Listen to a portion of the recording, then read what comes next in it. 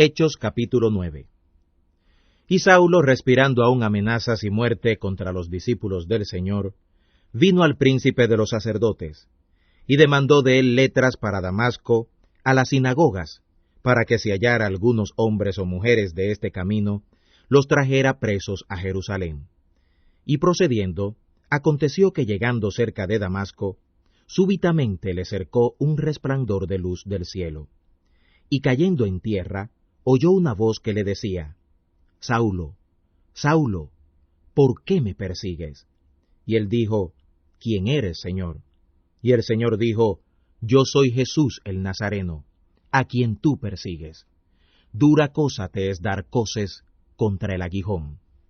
Él, temblando y temeroso, dijo: Señor, ¿qué quieres que haga? Y el Señor le dice: Levántate y entra en la ciudad, y se te dirá lo que te conviene hacer. Y los hombres que iban con Saulo se pararon atónitos, oyendo a la verdad la voz, mas no viendo a nadie. Entonces Saulo se levantó de tierra, y abriendo los ojos, no veía a nadie. Así que llevándole por la mano, le metieron en Damasco, donde estuvo 3 días sin ver, y no comió ni bebió.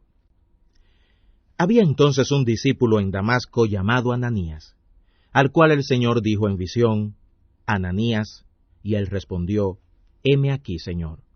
Y el Señor le dijo: Levántate y ve a la calle que se llama La Derecha, y busca en casa de Judas a uno llamado Saulo de Tarso, porque he aquí él ora. Y ha visto en visión un varón llamado Ananías, que entra y le pone la mano encima para que reciba la vista. Entonces Ananías respondió: Señor, he oído a muchos acerca de este hombre, cuántos males ha hecho a tus santos en Jerusalén. Y aun aquí tiene facultad de los príncipes de los sacerdotes de prender a todos los que invocan tu nombre. Y le dijo el Señor: Ve, porque vaso escogido me es este, para que lleve mi nombre en presencia de los gentiles, y de reyes, y de los hijos de Israel. Porque yo le mostraré cuánto le conviene que padezca por mi nombre. Ananías entonces fue, y entró en la casa, y poniéndole las manos encima dijo: Saulo, hermano, el Señor Jesús, que te apareció en el camino por donde venías, me ha enviado para que recibas la vista y seas lleno del Espíritu Santo. Y luego le cayeron de los ojos como escamas, y recibió al instante la vista.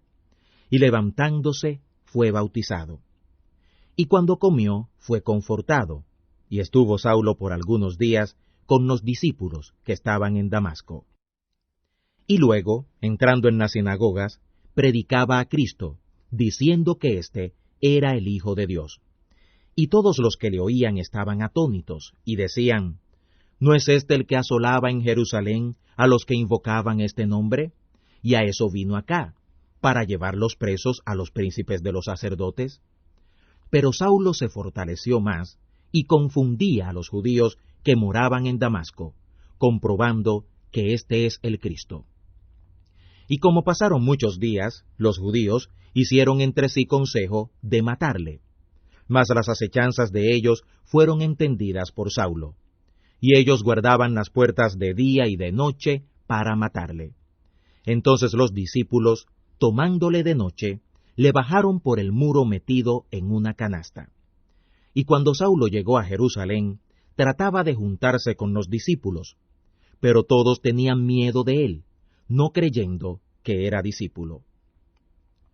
Entonces Bernabé, tomándole, lo trajo a los apóstoles, y les contó cómo había visto al Señor en el camino, y qué le había hablado, y cómo en Damasco había hablado confiadamente en el nombre de Jesús. Y entraba y salía con ellos en Jerusalén, y hablaba confiadamente en el nombre del Señor, y disputaba con los griegos, pero ellos procuraban matarle. Lo cual, cuando los hermanos entendieron, le acompañaron hasta Cesarea y le enviaron a Tarso. Las iglesias entonces tenían paz por toda Judea, Galilea y Samaria, y eran edificadas andando en el temor del Señor, y con consuelo del Espíritu Santo eran multiplicadas. Y aconteció que Pedro, visitándolos a todos, vino también a los santos que habitaban en Lida. Y halló allí a uno que se llamaba Eneas, que hacía 8 años que estaba en cama, pues era paralítico. Y le dijo Pedro: Eneas, el Señor Jesús, el Cristo, te sana. Levántate y hazte tu cama. Y luego se levantó. Y le vieron todos los que habitaban en Lida y en Sarón, los cuales se convirtieron al Señor. Entonces en Jope había una discípula llamada Tabita, que si lo declaras quiere decir Dorcas. Esta era llena de buenas obras y de limosnas que hacía. Y aconteció en aquellos días que enfermando murió, a la cual, después de lavada, la pusieron en un cenadero. Y como Lida estaba cerca de Jope, los discípulos, oyendo que Pedro estaba allí, le enviaron 2 hombres rogándole: no te detengas en venir hasta nosotros. Pedro entonces, levantándose, fue con ellos. Y cuando llegó, le llevaron al cenadero, donde le rodearon todas las viudas, llorando y mostrando las túnicas y los vestidos que Dorcas les hacía cuando estaba con ellas. Entonces, echados fuera todos, Pedro, puesto de rodillas, oró, y vuelto al cuerpo, dijo: Tabita, levántate. Y ella abrió los ojos, y viendo a Pedro, se incorporó. Y él le dio la mano, y la levantó. Entonces, llamando a los santos y a las viudas, la presentó viva.